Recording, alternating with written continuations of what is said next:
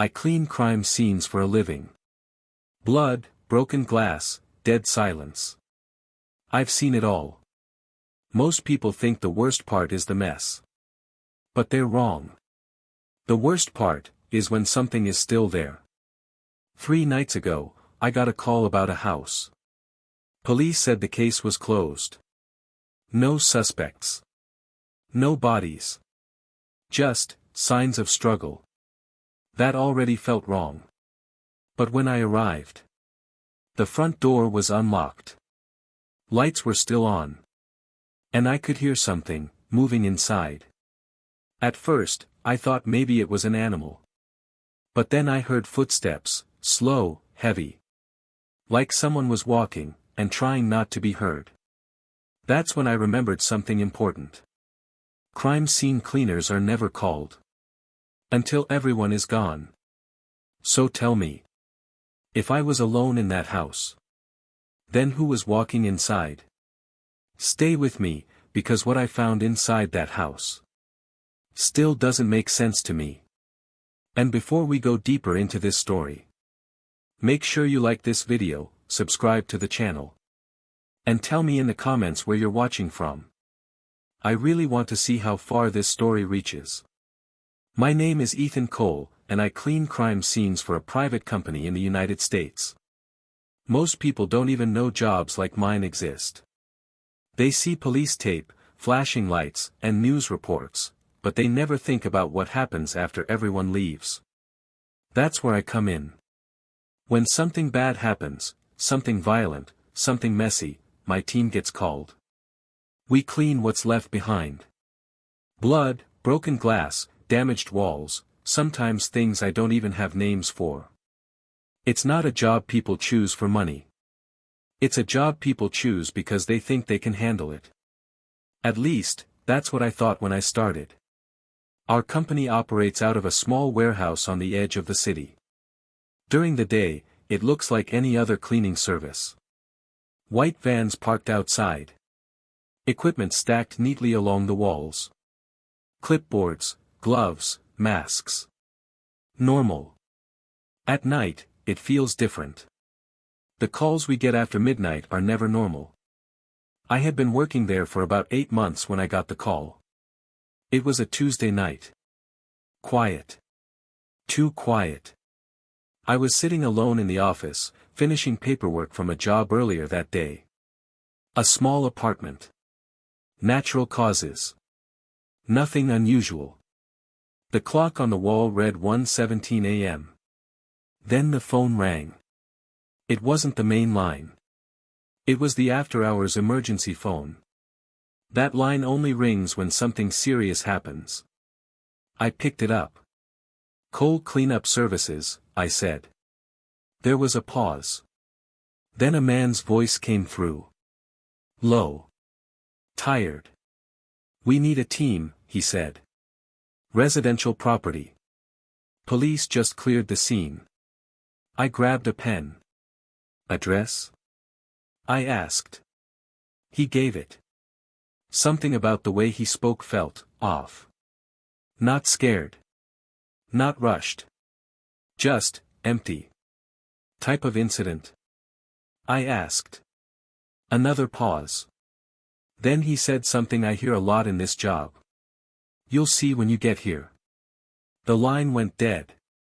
I stared at the phone for a few seconds. That sentence always means the same thing. It's bad. I called my supervisor, Mark Reynolds. Mark had been doing this job for over 15 years. Nothing surprised him anymore. At least, that's what he liked to say. "Yeah," he answered, half asleep. "We got a call," I said. "Night job. Address is on West Briar Street." There was silence on the other end. Then he said, "That place again?" I frowned. "You know it?" Another pause.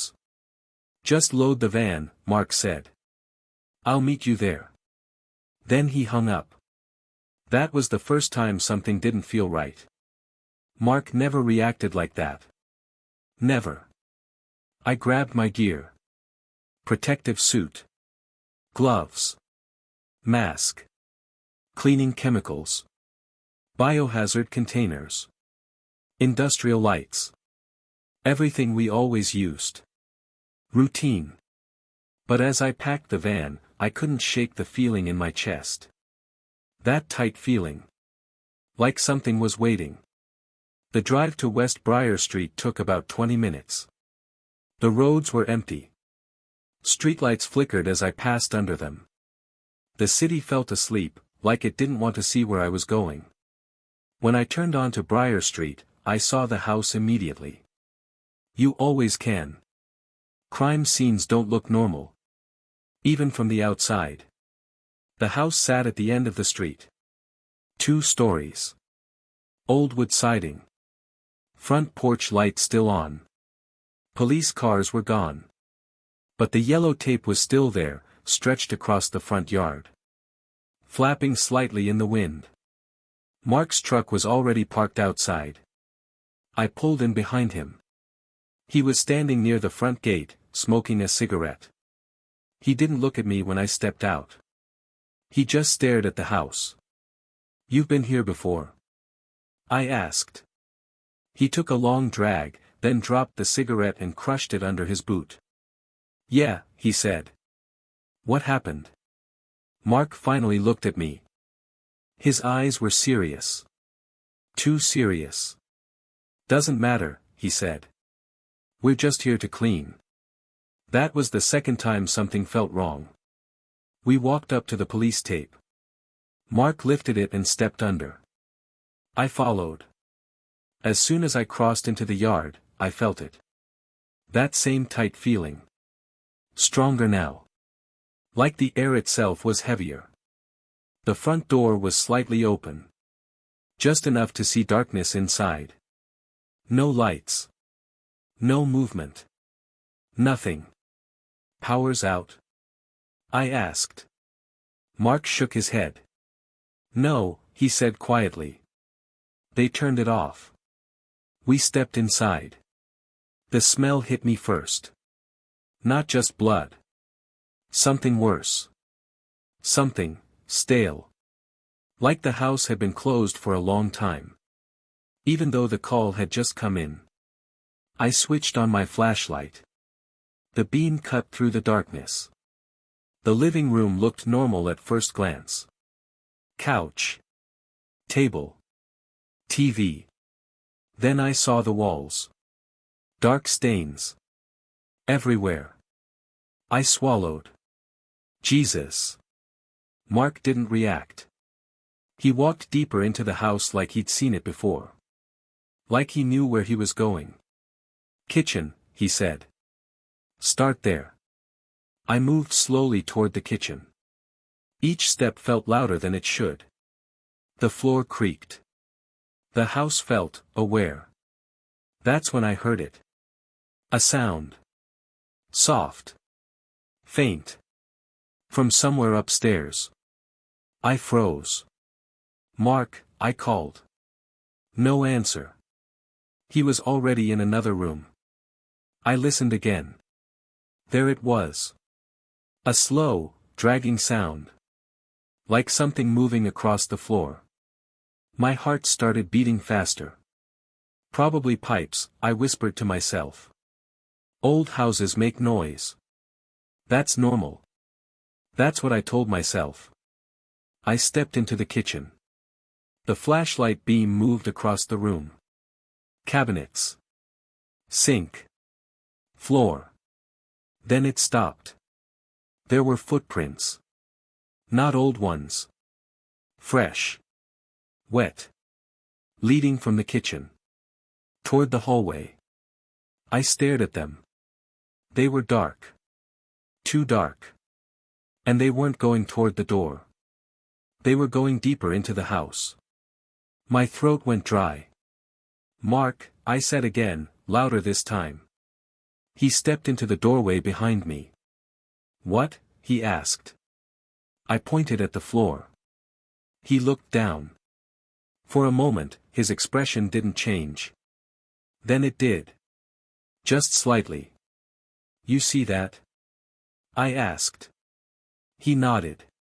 They're fresh, I said. I know, he replied. I turned to him. Police cleared the house, right? Yes. Then who made those? Mark didn't answer right away. He just kept staring at the footprints. Then he said something I didn't expect. We're not alone in this house. I felt a chill run down my spine. That's not funny, I said. I'm not joking, Mark replied. Another sound came from upstairs. This time louder. A slow step. Then another. Both of us looked toward the ceiling. The house went completely silent. Then. A voice. Soft. Barely above a whisper. From upstairs. Hello. I stopped breathing. That wasn't pipes. That wasn't the house. That was a person. But that wasn't possible. The police had cleared the scene. Mark slowly reached for his radio. But his hand stopped halfway. The voice came again. Closer this time. Is someone there? I looked at Mark. He looked at me. And in that moment, I realized something was very, very wrong. Because that voice didn't sound scared. It sounded like it had been waiting.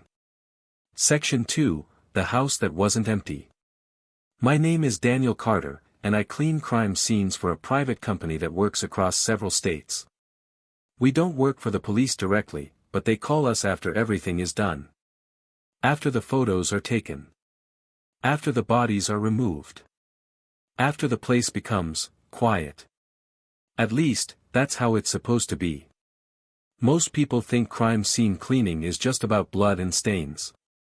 They imagine gloves, masks, chemicals, and long hours scrubbing floors. That part is true. But what they don't understand is what gets left behind. Not everything you clean can be seen. I've been doing this job for almost 6 years. I've worked in apartments, houses, motels, abandoned buildings, and even cars. I've seen things that don't leave your head easily. But there's one job I still think about more than anything else. Because that house wasn't empty. The call came in on a Tuesday evening, just after 7 p.m. I was sitting in the break room at our office, finishing a cup of coffee, when my supervisor, Mark Reynolds, walked in with a file in his hand. Got one for you, he said, placing the folder on the table. I looked at him. Where? Small town. About 2 hours out, he replied. Police just cleared the scene this afternoon. I opened the file. Address, 214, Willow Creek Road. Type, residential home. Incident, double homicide. Status, cleared for cleanup. I paused for a second. Double? I asked. Mark nodded. Husband and wife. Neighbors called it in after they didn't see them for a couple of days. Any details? I asked. Not much, he said. Police report says it happened inside the house. Living room mostly. Some in the hallway. I flipped through the pages. Photos. Notes. Diagrams. Everything looked normal. For this kind of job. But something felt off. Anyone else assigned? I asked. Mark shook his head. Just you tonight. It's a small place. Shouldn't take more than one shift. I frowned. You're sending me alone. You've handled worse, he said. And it's already cleared. No risk. That word, cleared, usually means safe. Usually. I closed the file and stood up. All right. I'll go. Mark stopped me before I left. Hey, he said. I turned back. If anything feels off, call me, he added. I nodded. I always do. But that night, I didn't. The drive took longer than expected. The road leading to Willow Creek was narrow and surrounded by trees on both sides. No street lights. No houses nearby. Just darkness and the sound of my truck moving through it. By the time I reached the address, it was almost 10 p.m. The house sat alone at the end of a dirt road. Single story. White paint, slightly faded. A small porch in front. One light near the door was still on. That was the first thing that didn't feel right. Usually, utilities are shut off after a crime scene is processed. Especially lights. I parked the truck and stepped out. The air was cold and still. No wind. No sound. Not even insects. I grabbed my equipment bag and walked toward the house. The front door was sealed with yellow tape. Police line, do not cross. I cut through it carefully and opened the door. It creaked. Slow. Loud. The smell hit me immediately. Not fresh. Not strong. But, old. Like something that had been sitting too long. I stepped inside. The living room was exactly how the report described it. Furniture pushed slightly out of place. Dark stains on the carpet. A chair knocked over near the center of the room. I set my bag down and turned on my flashlight, even though the light from the ceiling was still working. That was the second thing. Why was the power still on? I made a note in my head but didn't stop. Work first. Questions later. I put on my gloves, mask, and started setting up. Cleaning a scene like this is slow. Careful. You don't rush. Every surface matters. I began with the carpet. Spray. Scrub. Repeat. Minutes passed. Then an hour. Everything was normal. Too normal. Around 11:30 p.m., I heard the first sound. A soft thump. I froze. It came from somewhere deeper in the house. Maybe a bedroom. I stayed still for a few seconds, listening. Nothing. I shook my head. Old house, I whispered to myself. Wood settles. That's common. Floors, walls, pipes. They make noise. I went back to work. 10 minutes later. Another sound. This time, clearer. A footstep. Not loud. But not random either. It had weight. I slowly stood up. Hello. I called out. My voice echoed slightly through the hallway. No answer. I grabbed my flashlight and moved toward the hallway. Each step felt heavier than the last. The hallway was narrow. 3 doors. 1 on the left. 2 on the right. All closed. I walked to the first door and pushed it open. Bathroom. Empty. Second door. Bedroom. Bed still made. Closet closed. Nothing unusual. Then I reached the last door. At the end of the hallway. It was slightly open. Just a few inches. And the light inside was on. I stopped. The police report didn't mention anyone else in the house. No survivors. No witnesses. No one. So why was there a light on in a room I hadn't touched? I stepped closer. Slowly pushed the door open. The room was small. Another bedroom. But this one looked different. Untouched. No signs of struggle. No stains. No mess. Just a bed. A desk. A chair. And something else. A plate. On the desk. With food on it. Fresh food. I stared at it. Bread. Half eaten. A glass of water next to it. Still full. My chest tightened. That's not possible, I whispered. This house had been sealed for days. No one should have been here. No one should be eating.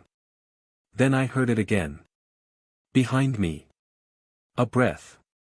Soft. Close. Too close. I turned around fast. Nothing. Empty hallway. But the air felt warmer now. Like someone had just been standing there. Watching me. I stepped back into the room and shut the door. Locked it. My hands were shaking slightly now. This wasn't normal. This wasn't part of the job. I pulled out my phone. No signal. Of course. Middle of nowhere. I took a deep breath. Finish the job, I told myself. Then leave. Simple. I went back to the living room. Tried to focus. Tried to ignore the feeling. But it didn't go away. It got worse. Because now. I could hear something moving again. Not random. Not like the house settling. This was different. This was pacing. Back and forth. Somewhere behind the walls. Or maybe above me. Midnight. That's when things changed. Completely. I was kneeling near the hallway, cleaning the edge of the carpet, when I heard a voice. Clear. Close. Right behind me. Why are you here? I froze. Every muscle in my body locked. The voice wasn't loud. But it wasn't weak either. It sounded normal. Like someone just asking a question. I turned around slowly. No one. But the hallway light flickered. Once. Then again. I asked you something. The voice again. This time from the hallway. I stood up slowly. I'm here to clean, I said. Silence. Then a soft laugh. Not friendly. Not angry. Just empty. Clean, the voice repeated. I didn't answer. Because now I understood something. Something I should have realized earlier. This house was not empty. The light in the hallway turned off. Darkness swallowed the space instantly. Only my flashlight remained. And then I heard a door open. Slowly. Creaking. From the room I had just locked. I didn't move. I couldn't. My heart was beating so loud I could hear it. Then footsteps. Coming toward me. Slow. Deliberate. One step at a time.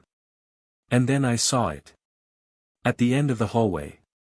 A figure. Standing in the dark. Watching me. Not moving. Just there. I couldn't see the face clearly. But I knew one thing. It wasn't supposed to be alive. And that's when I realized something even worse. The police didn't clear this house. They just stopped looking. Section 3, it was watching me. My name is Daniel Carter, and I clean crime scenes for a living. I've worked in places most people refuse to even look at. Houses filled with silence. Rooms where something terrible happened just hours before. I've learned how to stay calm, how to focus, how to ignore the feeling that something is wrong. But that house on Willow Creek Road. That was the first time I truly felt like I wasn't supposed to be there. The figure at the end of the hallway didn't move. It just stood there. Watching me. My flashlight shook slightly in my hand as I tried to focus the beam on it. The light reached the shape, but not clearly. It was like something was blocking the details. Like my eyes refused to see it properly. Who's there? I asked. My voice didn't sound like mine. It sounded smaller. Weaker. No answer. The figure stayed still. Then it moved. Just a little. One step forward. The floor creaked under its weight. That sound. That was real. I stepped back without thinking. My boot scraped against the floor. Too loud. The figure's head tilted slightly. Like it noticed me for the first time. And then. It took another step. Slow. Careful. Like it wasn't in a hurry. Like it knew I couldn't leave. Stay where you are, I said quickly. I don't even know why I said that. It wasn't like I had any control. The figure stopped. For a second, I thought maybe it understood. Maybe it would just stay there. Maybe this could still make sense. Then it laughed. The same empty laugh I heard before. Quiet. But wrong. You're not supposed to be here, it said. My chest tightened. I was called, I replied. Police cleared this place. Silence. Then the figure spoke again. Cleared. Another soft laugh. They didn't clear anything. The hallway light flickered once. Just enough for me to see more. It was a man. Or at least, it looked like one. Tall. Thin. Standing in a way that didn't feel natural. Like his body wasn't used to moving anymore. His clothes were dark. Stained. I didn't need to look closely to know what those stains were. You should leave, he said. I swallowed. I can't, I said. I have a job to finish. The moment I said that, I knew it was the wrong answer. The air changed. Heavier. Colder. The figure took another step forward. Faster this time. Finish, he repeated. No one finishes anything here. My heart started racing. Look. I don't want any trouble, I said. I'll just go. That was the truth. I didn't care about the job anymore. I just wanted to get out. I took a step backward toward the front door. The figure didn't stop me. It just watched. Go ahead, it said quietly. Leave. Something about the way it said that made me hesitate. It sounded too easy. But fear pushed me forward. I turned slightly toward the living room. Toward the exit. And that's when I heard it. Another voice. From behind me. Closer. Right next to my ear. Don't. I froze instantly. That wasn't the same voice. This one was softer. Weaker. I slowly turned my head. Nothing. But I could feel it. Someone was standing right behind me. The figure at the end of the hallway smiled. A slow, unnatural smile. You hear them now, he said. Them? I whispered. He nodded. They never left. My breathing became shallow. What is this place? I asked. The figure didn't answer right away. He just looked at me. Studying me. Then he said something that made my stomach drop. You're cleaning the wrong thing. I didn't understand. What do you mean? He raised his hand slowly. And pointed at me. You should be cleaning yourself. My chest tightened. What are you talking about? Before he could answer. Something slammed behind me. The bedroom door. The one I locked. It hit the wall with a loud bang. I turned around instantly. The door was wide open. The light inside flickered rapidly. On. Off. On. Off. And then. I saw it. The plate on the desk. Was gone. The glass of water. Empty. And the chair. Was no longer in the same place. It had moved. Slowly. I stepped toward the room. I don't know why. Maybe I was trying to prove to myself this wasn't real. But as I reached the doorway, I heard something inside. Chewing. Slow. Wet. I stopped. Every instinct in my body told me not to go in. But I couldn't move back either. The sound continued. Then it stopped. Silence. And then. A voice. From inside the room. You're late. I stepped back immediately. No, I'm not going in there, I said under my breath. The hallway behind me creaked again. I turned. The figure was closer now. Much closer. Only a few steps away. You should have left when you had the chance, he said. I backed up again. Now trapped between the hallway and the open bedroom. Listen, I said quickly. Whatever happened here, it's not my fault. The figure's expression changed. Not angry. Not sad. Just, blank. Everyone says that, he replied. The light above us flickered violently. Then went out completely. Darkness. Only my flashlight remained. And in that narrow beam of light, everything felt smaller. Closer. I pointed it at the figure. He was still there. But different. Closer than he should have been.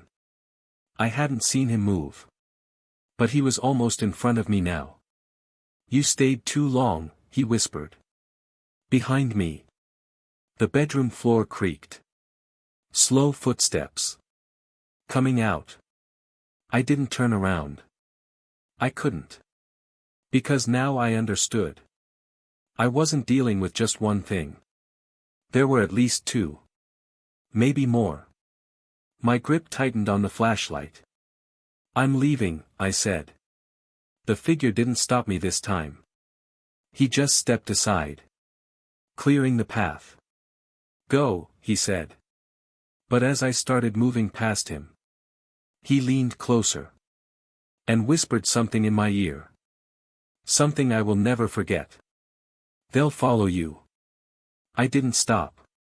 I ran. Through the living room. Past the stains. Past the broken chair. Straight to the front door. I grabbed the handle and pulled it open.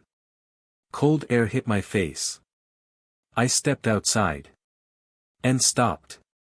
Because something was wrong. Very wrong. The yard wasn't empty anymore. Shapes. Dark shapes. Standing just beyond the edge of the light. Watching the house. Watching me. And slowly. One of them took a step forward. Section 4. The next night, I didn't want to go back. I told myself I was overthinking. That what I saw in the hallway was just stress. Maybe my mind filled in something that wasn't really there. Crime scenes do that to people. You walk into places where something terrible happened, and your brain starts trying to make sense of it. But deep down, I knew that wasn't it.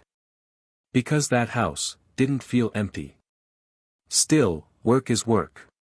At 7:40 p.m., my phone buzzed again. Same number. Same short message. Job still open. Need full clean. Return tonight. I stared at the screen for a long time. Most companies don't push like that. If a cleaner delays a job, they just assign someone else. But this one, it felt like they needed me specifically. That didn't sit right. I almost ignored it. But then I thought about the money. Private jobs like this pay double, sometimes triple.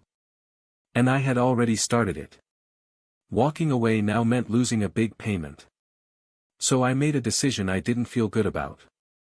I grabbed my gear, and went back. The street looked the same. Empty. Quiet. Too quiet. No cars. No lights in any of the nearby houses. Even the streetlight in front of the house flickered slightly, like it couldn't decide if it wanted to stay on. I parked a little farther away this time. I didn't want my van directly in front of that house again. I sat inside for a moment, engine still running. Something in me was saying, don't go in. But I turned the engine off anyway. I stepped out. Cold air hit me immediately. The kind that makes your skin feel tight. I walked up to the house slowly.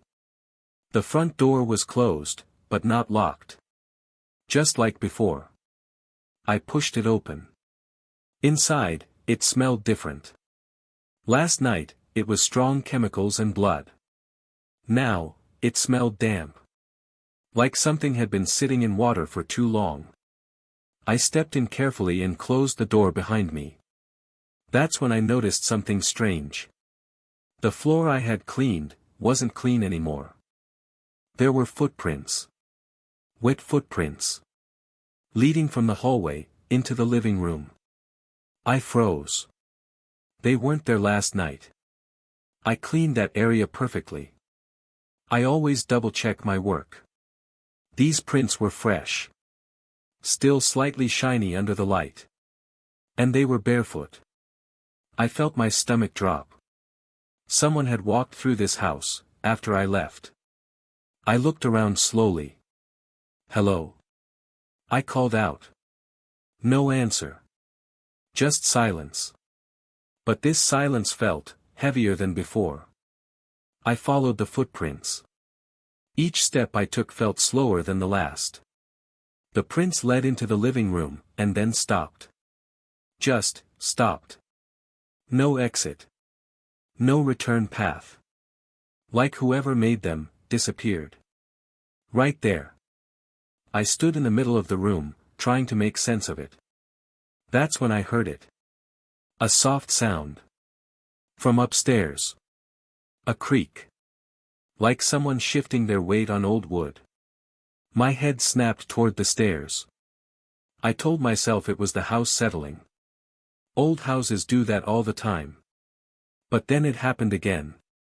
Another step. Slow. Deliberate. Not random. Not the house. Someone was walking. I didn't want to go upstairs. Every instinct told me to leave. But another part of me, the part that finishes jobs, pushed me forward. If someone was inside, I needed to know. I grabbed my flashlight and moved toward the stairs. Each step I took up made a sound. Loud. Too loud. The creaking stopped as soon as I reached the top. Like whoever was up there, knew I was coming. The hallway upstairs was darker than I remembered. Only one light worked. The others were dead. At the end of the hall, there was a door. Closed. I didn't remember that door being closed before. I walked toward it slowly. The air felt colder with every step. I stopped right in front of it. I could hear something on the other side. Breathing. Slow. Heavy. Not loud, but close enough. I held my breath. Then I knocked. Lightly. Hello. I said. The breathing stopped instantly. Complete silence. I waited. Nothing. My hand moved to the doorknob. I turned it. The room inside was empty. No furniture. No person. Just bare walls and a small window. But something was wrong. Very wrong. The floor was wet. Not water. Something darker. Thicker. Fresh. It hadn't been there last night. I stepped inside slowly. My boots made a soft sticking sound with each step. And then I saw it. On the wall. Words. Written in the same dark liquid. Messy. Uneven. Like someone wrote them in a hurry.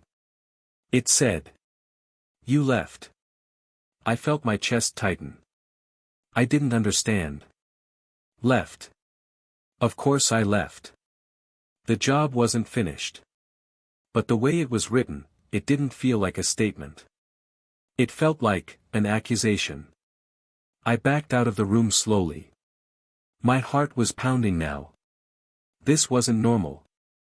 This wasn't a job anymore. I turned to leave the hallway. And froze. At the other end of the hall. Someone was standing there. Tall. Still. Watching me. I couldn't see their face clearly. The light behind them was too dim. But I could see enough. They were barefoot. And their feet were wet. We just stood there. Not moving. Not speaking. Seconds felt like minutes. My brain was screaming at me to run, but my body wouldn't move. Then, it took one step forward. Slow. Quiet. That's when I snapped out of it. I turned and ran. Down the stairs. Almost slipping. My hands hit the wall to keep balance. I didn't look back. Not once. I reached the front door, threw it open, and ran outside. Cold air hit me again, but I didn't stop. I got into my van and locked the doors immediately. My hands were shaking so bad I almost dropped the keys. I started the engine. And drove. Fast. I didn't go home. I drove around for almost an hour. Trying to calm down. Trying to understand what just happened. But nothing made sense. That house was supposed to be empty. That's what the report said. That's what the company told me. But someone, or something, was still inside. And it knew I left. When I finally got home, I checked my phone. One new message. Unknown number.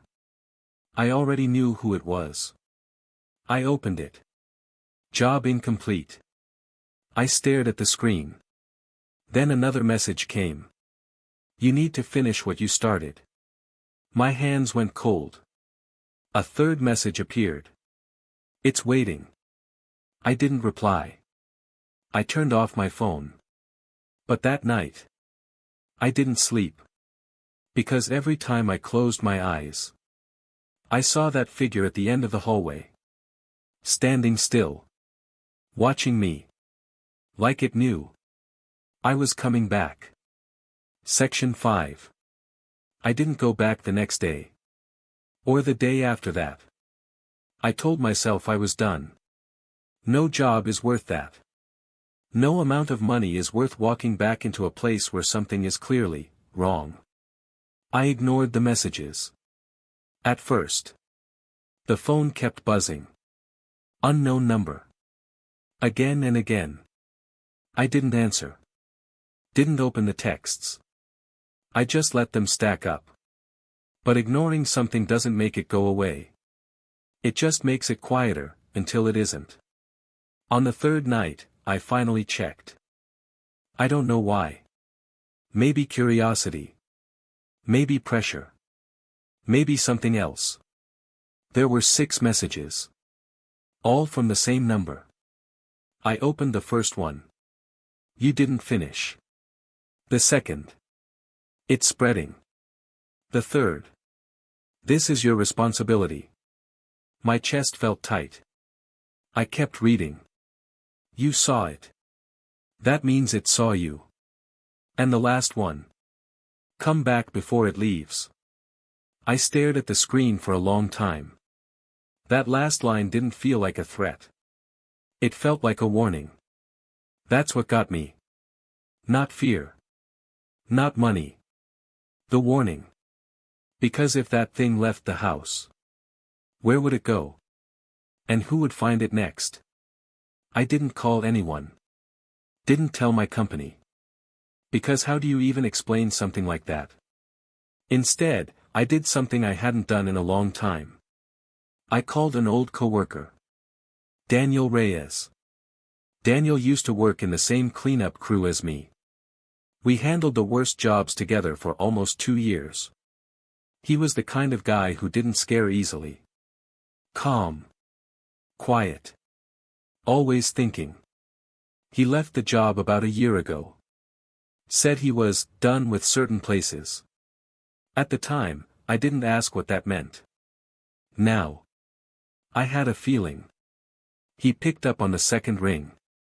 "Jason," he said. "That's rare." "Yeah," I replied. "I need to ask you something." There was a short pause. "You sound serious," he said. "I am." Another pause. Then. "All right. Talk." I told him everything. The house. The blood. The footprints. The thing upstairs. The messages. I didn't leave anything out. When I finished, he didn't respond right away. I could hear him breathing on the other end.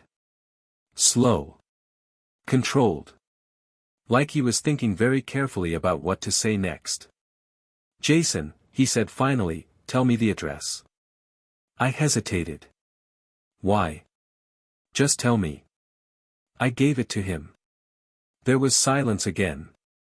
Longer this time. Then he let out a quiet breath. "Yeah," he said. "I know that house." That made my stomach drop. "You've been there?" I asked. "Not inside," he said.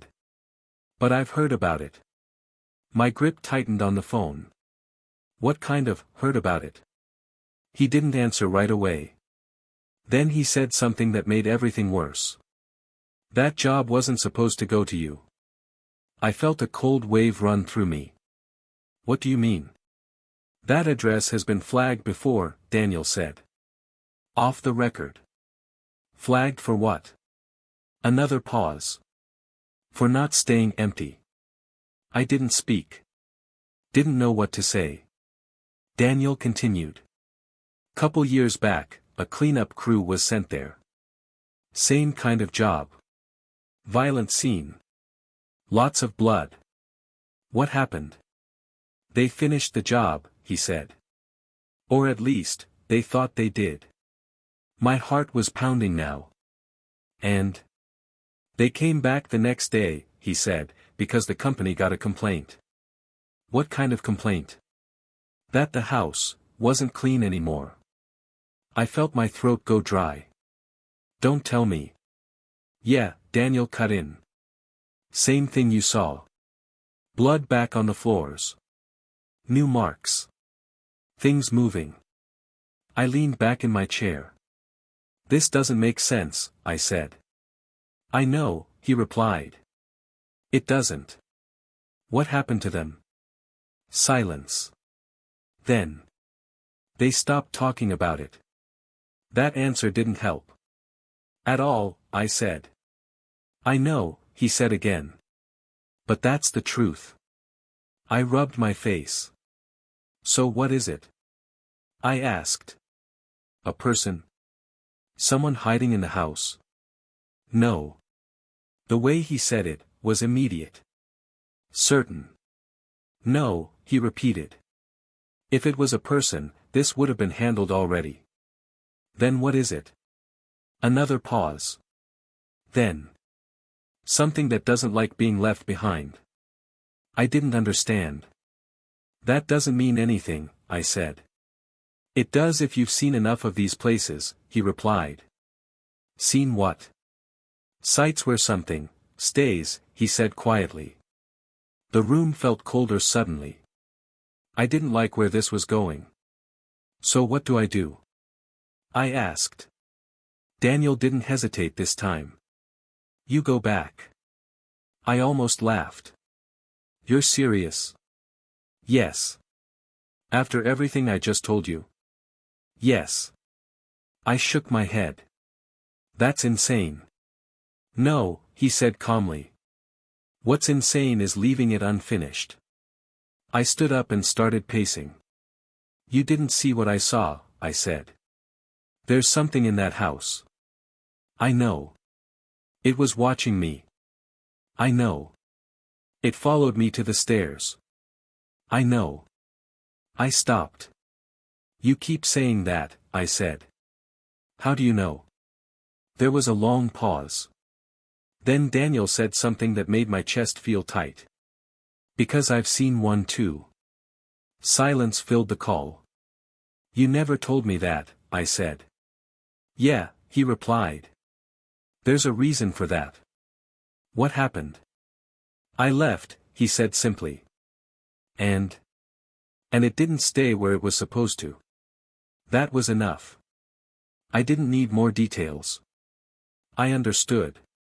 At least, enough to feel worse. So I go back, I said slowly. And then what? You finished the job, Daniel said. That's it? No. I waited.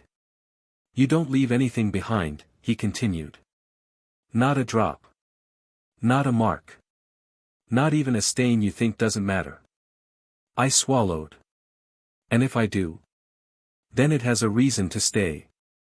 I looked at my gear sitting in the corner of the room. Buckets. Chemicals. Tools. All the things I used to clean. None of them felt like enough. What about it? I asked. The thing in the house. Daniel's voice got quieter. You don't talk to it. I didn't. And you don't follow it, he added. I'm not planning to. And whatever you do, he said, don't let it guide you anywhere. That line stuck with me. Guide me? You'll understand when you see it again, he said. I didn't like the way he said when. Not if. I sat back down. Everything in me was telling me to walk away. To forget the house. Forget the messages. Forget everything. But Daniel's words kept repeating in my head. Before it leaves. What if I don't go back? I asked. Daniel didn't answer right away. Then he said. Then you better hope it doesn't come looking for you. That was enough. I made my decision. That night, I loaded my van again. Same tools. Same supplies. But this time, it felt different. Heavier. Like I wasn't going to clean a place. I was going to finish something that shouldn't have been left unfinished. When I reached the street, the house looked the same. Dark. Silent. Waiting. I turned off the engine. Sat there for a moment. Just breathing. Trying to steady my hands. Then my phone buzzed. One new message. Unknown number. I already knew. I opened it. You came back. I felt a chill run through me. Another message appeared. Good. And then one more. It's upstairs. I slowly looked up at the house. At the dark windows on the second floor. And for a split second, I thought I saw something move behind the glass. I grabbed my gear. Stepped out of the van. And this time, I didn't hesitate. I walked straight to the front door. Opened it. And went back inside. Because now I understood something I didn't before. This wasn't just a job anymore. This was something that needed to be finished. Before it followed me home. Section 6. The door closed behind me with a soft click. I didn't remember pushing it. For a second, I just stood there. Listening. The house was quiet again, but not the same kind of quiet. This one felt aware. I adjusted my grip on the cleaning kit. This time, I didn't wander. Didn't call out. Didn't check rooms like before. Daniel's words were still in my head. You don't follow it. You finish the job. So that's what I focused on. Work. I moved straight to the living room. The footprints were still there. Barefoot. Wet. But now, there were more. Not just one path. Multiple. Crossing over each other. Going in different directions. Like something had been pacing. Waiting. I forced myself to ignore them. I set the bucket down. Mixed the chemicals. The smell hit instantly, sharp, strong, familiar. It helped. Grounded me.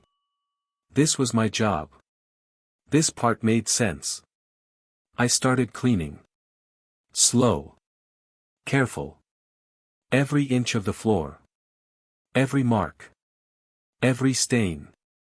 Even the ones that looked faint. Especially those. At first, nothing happened.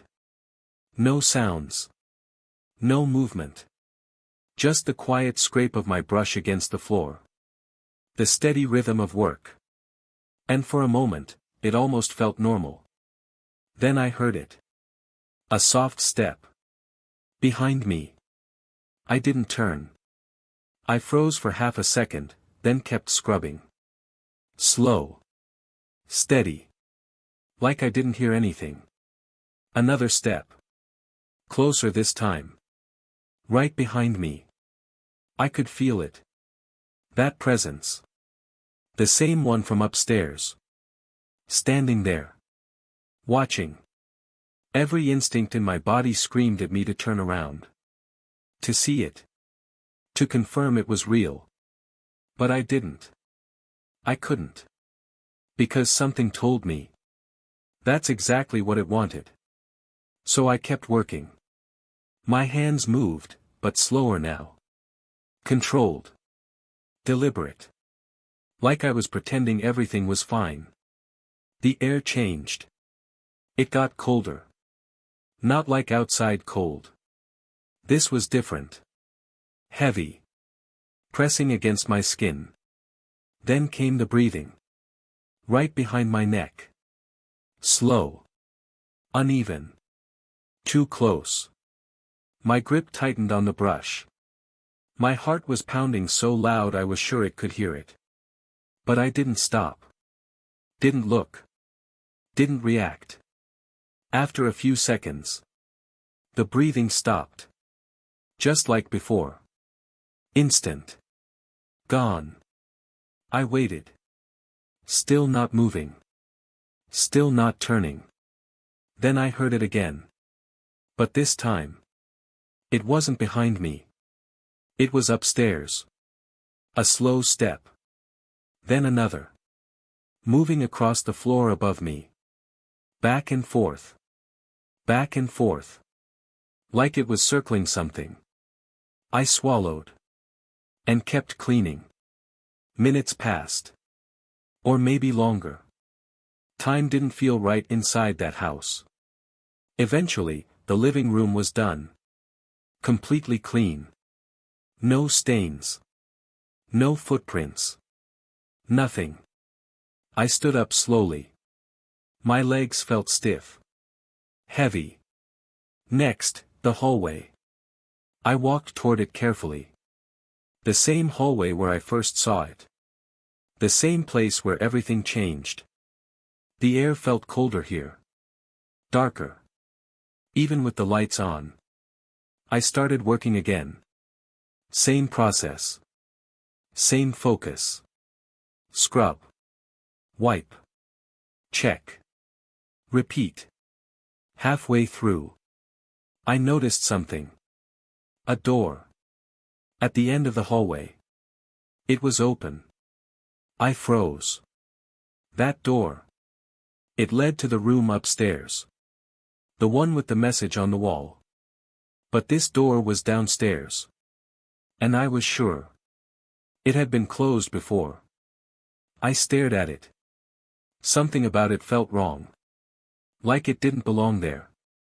Inside, it was dark. Too dark.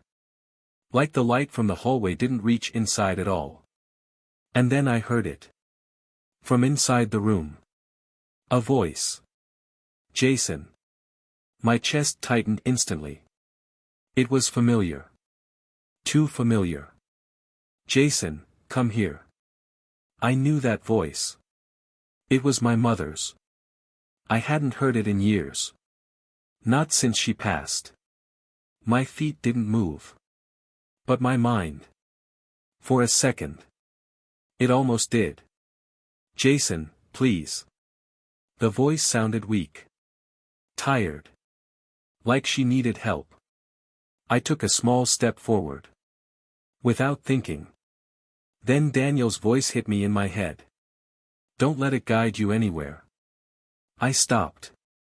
The air inside the room shifted. Like something reacted to that. Jason. The voice changed. Slightly. Still her. But not quite. Why did you leave me? My chest felt tight again. That same line. You left. I took a step back. The darkness inside the room moved. Not like a shadow. More like, something inside it shifted. Don't go, the voice said. Now sharper. Less weak. More, demanding. I didn't respond. Didn't move forward. Instead, I turned my attention back to the floor. And I kept cleaning. The voice didn't stop. It followed. Behind me. Around me. Jason, look at me. Jason. I'm here. Jason, please. Each time, it sounded less like her. More distorted. More wrong. But I didn't look. Didn't answer. Didn't follow. I finished the hallway. Every inch. Every corner. Even the space right outside that door. When I stood up again. The voice stopped. Silence. I looked toward the door. It was closed. Completely. Like it had never been open. I didn't question it. Didn't go near it. I moved toward the stairs. Only one place left. Upstairs. The steps creaked under my weight. Slow. Loud. Each one felt heavier than the last. At the top. The hallway was darker than before. And at the end. That same room. Door open. The one with the message. I walked toward it slowly. My grip tight on the cleaning kit. Inside. The floor was still stained. But worse now. More of it. Spread wider. And the wall. The message had changed. Before, it said. You left. Now it said. You came back. I stood there for a long second. Just staring. Then I stepped inside. Because this was the last part. The final place. And if Daniel was right. This was where it mattered most. I set the bucket down. Got to work. But this time. The house didn't stay quiet. Behind me. I heard the door slowly close. And footsteps. Walking toward me. Slow. Heavy. And this time. It didn't stop. Section 7. The footsteps didn't stop. They kept coming. Slow. Heavy. Certain. Right behind me. I didn't turn. Not this time. I already knew what would happen if I did. Everything inside me wanted to look. To face it. To understand what it was. But I forced my eyes down. Focused on the floor. On the stain. On the job. The sound got closer. One step. Then another. Until I could feel it behind me. Close enough that the air shifted. Close enough that my skin felt cold without anything touching it. I dipped the brush into the solution again. My hand was shaking now. Not as much as before, but enough. Still, I kept moving. Scrubbing. Slow circles. Back and forth. Like nothing else existed. The footsteps stopped. Right behind me. Silence. Heavy. Waiting. Then something changed. The air pressed down harder. Like the room got smaller. Like the walls moved closer without actually moving. And then. I heard it. A whisper. Right next to my ear. You missed a spot. My entire body locked up. That voice. It wasn't my mother's. It wasn't anyone I knew. It was something else. Flat. Cold. Empty. I didn't respond. Didn't react. Just kept scrubbing. The whisper came again. A little louder this time. Closer. Right there. Something tapped the floor. Just inches from my hand. I froze. For a split second. Then slowly. I moved the brush. To where it pointed. And there it was. A stain I hadn't seen before. Small. Dark. Hidden in the wood grain. My chest tightened. I was sure I had cleaned this area already. Twice. Maybe more. But this. This wasn't there before. Or maybe it was. And I missed it. I didn't question it. Didn't argue. I scrubbed it. Harder than before. More pressure. More focus. The whisper didn't come back. But the presence stayed. Still behind me. Still watching. Minutes passed. Or maybe seconds. Time didn't feel real anymore. I worked through the entire floor again. Every inch. Every corner. Every shadow. By the time I finished. The room looked clean. Completely clean. No stains. No marks. Nothing.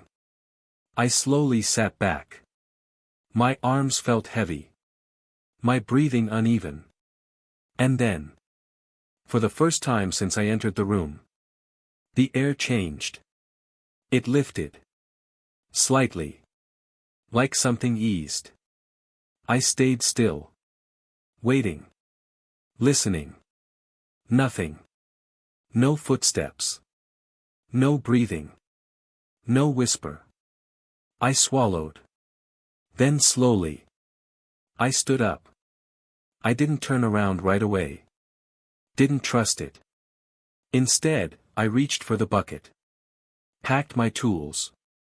One by one. Slow. Careful. Still nothing. Finally. I turned. The room was empty. No one behind me. No shadow. No movement. Just the doorway. Open. Leading back into the hallway. I stared at it. For a long moment. Then I looked at the wall. The message had changed again. Before, it said, "You came back." Now it said, "Stay." My chest tightened. I grabbed my gear.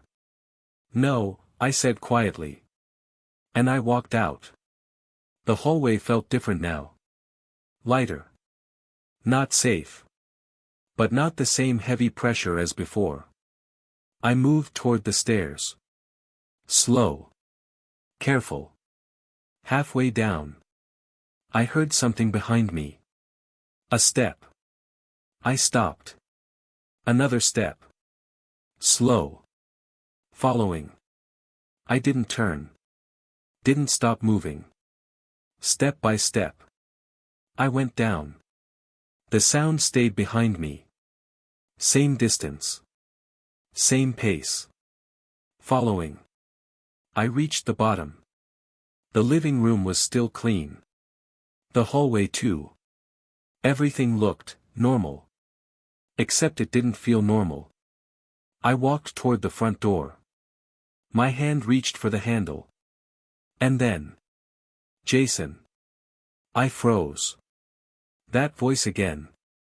But this time. It wasn't behind me. It was right in front of me. I looked up slowly. There was a reflection. In the glass of the door. Someone standing behind me. Closer than before. Too close.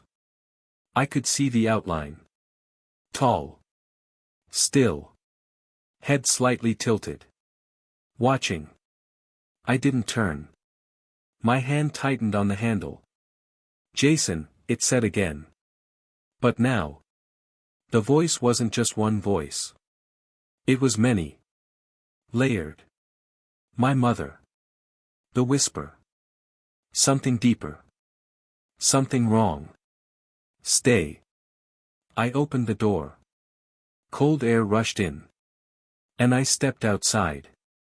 The moment I crossed the doorway, the pressure vanished. Completely. Like it couldn't follow. I didn't stop. Didn't look back. I walked straight to my van. Dropped my gear in the back. Got inside. Locked the doors. My hands were shaking again. Worse than before. I started the engine.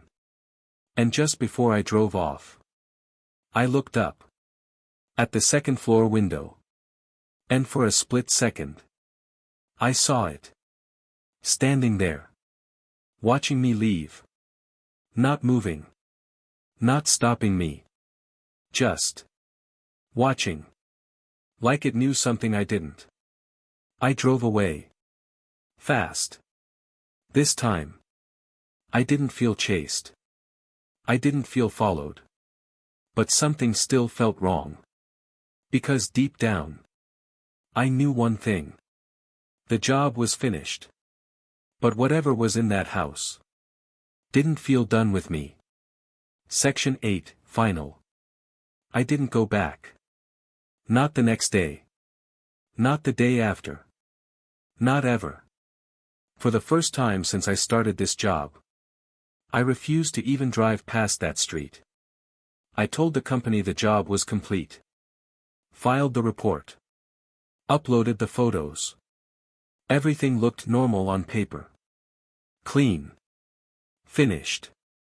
Closed. But nothing about it felt closed. The messages stopped. Completely. No more unknown numbers. No more short texts. No more reminders. At first, that should have felt like relief. But it didn't. Because silence, after something like that, doesn't feel like peace. It feels like waiting. For a few days, I tried to go back to normal. Took smaller jobs. Routine work. Places that made sense. Accidents. Empty houses. Standard cleanups. But something had changed. Not in the world. In me. I started noticing things I hadn't before. Small things. Details. Things that didn't quite fit. Like a stain that didn't go away the first time. Or a room that felt colder than it should. Or silence that felt too heavy. At first, I told myself it was just my head. That house messed with me. Anyone would feel off after that. But then, the dream started. The same one. Every night. I'm standing in that hallway. Upstairs. In front of the room. The door is open. Dark inside. And something is waiting. I can't see it clearly. But I know it's there. Watching. And every time, I hear the same thing. Jason. Then. You missed something. I always wake up right after that. Heart racing. Breathing fast. Room completely silent. The first few nights, I ignored it. Just a dream. Nothing more. But then something happened. About a week after the job. I was working another house. Different city. Different case. Completely unrelated. It was a small place. Kitchen fire. No fatalities. Just smoke damage and cleanup. Simple. Or at least, it should have been. I was in the hallway. Cleaning soot off the walls. Same routine. Same motion. And then I saw it. A mark. Small. Dark. Low on the wall. At first, I thought it was just burn residue. Something from the fire. But when I got closer, I felt it. That same feeling. Cold. Heavy. Wrong. I stared at the mark. It wasn't soot. It looked like a stain. Thick. Dark. Almost like the ones in that house. My chest tightened. No, I said quietly. This wasn't the same place. This wasn't connected. It couldn't be. I grabbed my cloth. Started cleaning it. But it didn't come off. Not easily. I scrubbed harder. Used more solution. More pressure. Finally. It faded. Not completely. But enough. I stepped back. Looked at the wall. And for a second. I thought I saw something. A shape. Like a handprint. Then it was gone. I stood there, frozen. Then I heard it. Behind me. A soft sound. A step. My entire body went still. Slowly. I turned. Nothing. Empty hallway. No one there. But the air felt different. That same pressure. That same weight. I left that job early. Didn't finish. Didn't explain. Just packed my things and walked out. That night. I didn't sleep. Because now I knew. It wasn't just the house. Something had followed. Not physically. Not like a person. But in another way. Something I brought with me. Or maybe. Something that noticed me. Because I saw it. Because I went back. Because I finished the job.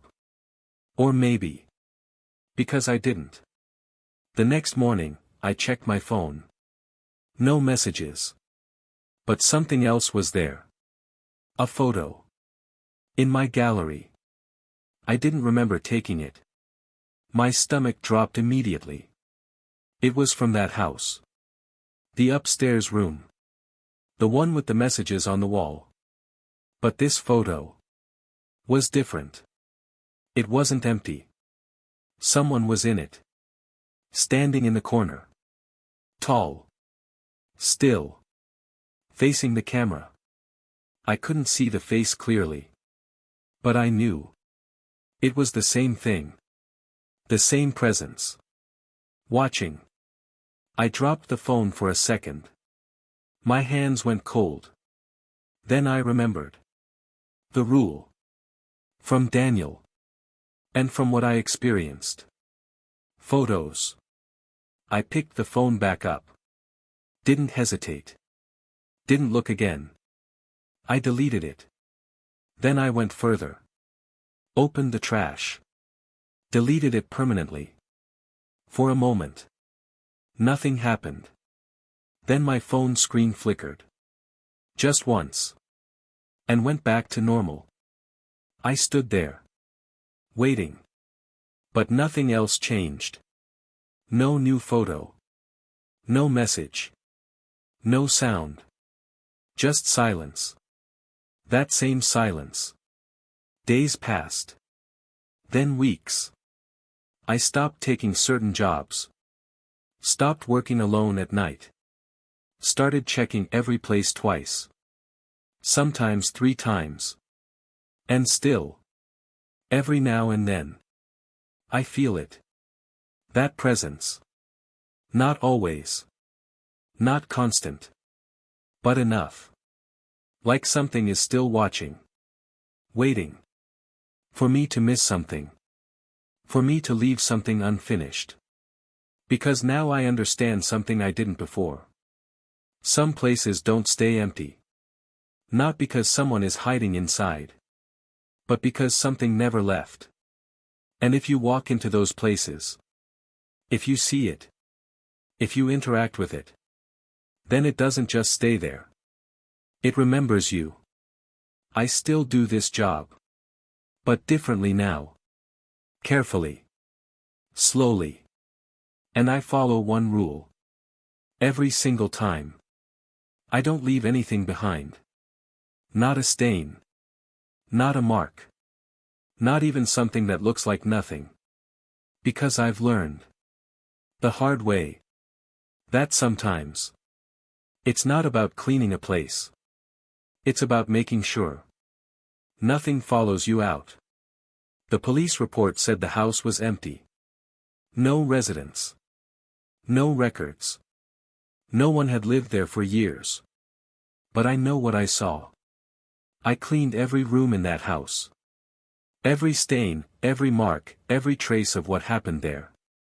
Except one thing. The footsteps.